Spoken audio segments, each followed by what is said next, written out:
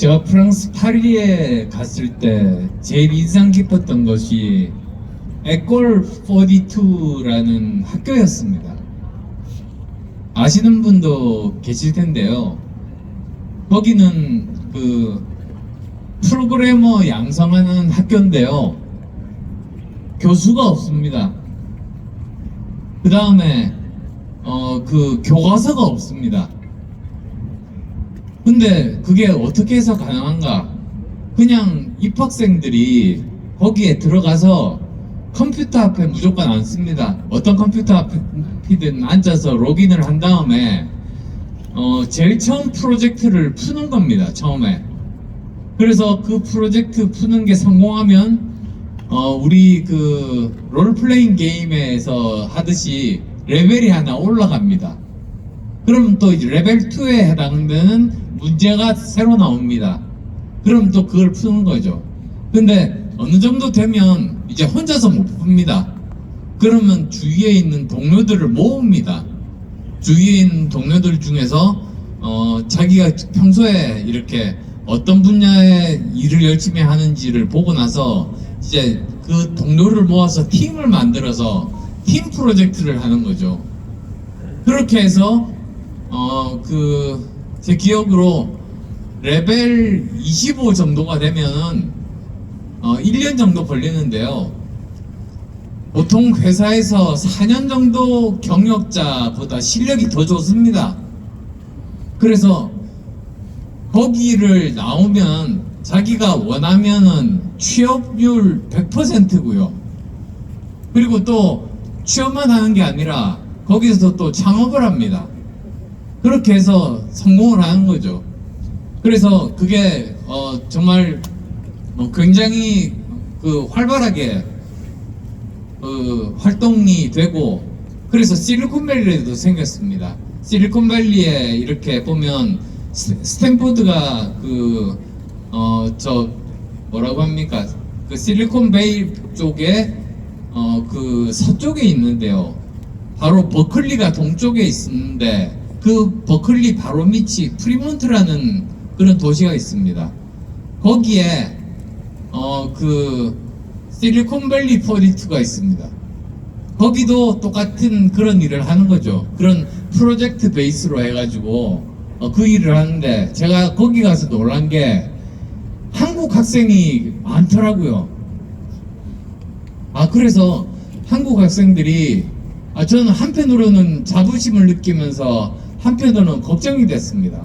왜 그러냐면 정말 지금 우리나라 인구가 줄어들고 있는 이런 상황에서 똑똑한 학생들이 한국을 떠나는 겁니다.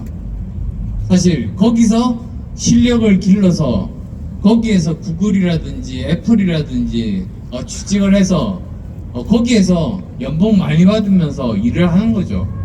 지금 한국에 똑같은 일이 이 인공지능 쪽에서 벌어지고 있습니다. 지금 인공지능 쪽에서 박사학위를 받고 한국 회사에 취직하면, 예를 들면 연봉 1억을 받는다. 그러면 당장 그냥 영어 못해도요, 사실 그 컴퓨터에서는 영어 잘 못해도 컴퓨터 랭귀지만 잘 다루면 되거든요. 가면 3억쯤 받습니다. 그래서 그냥 미국으로 떠나버립니다.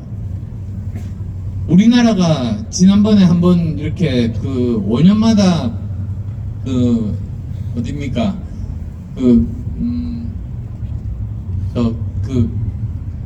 조사를 하는 마케팅 회사가 하나 있는데요.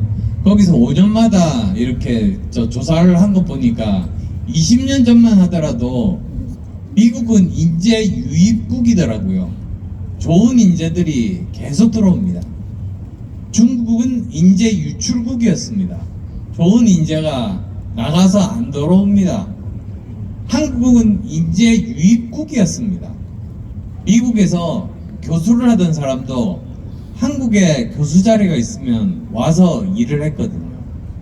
근데 20년 지난 요즘 리포트를 보니까 미국은 여전히 인재 유입국입니다. 근데 중국은 바뀌었습니다. 인재 유입국으로 바뀌었습니다.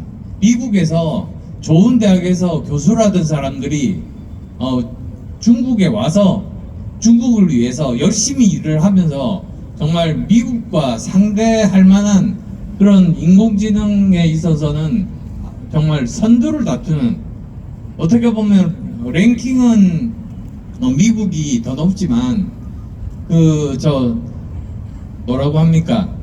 그런 인재 숫자는 중국이 훨씬 더 많거든요. 근데 한국은 어떠냐? 한국은 인재 유출국이 됐습니다. 한국은 알게 모르게 자꾸 떠납니다.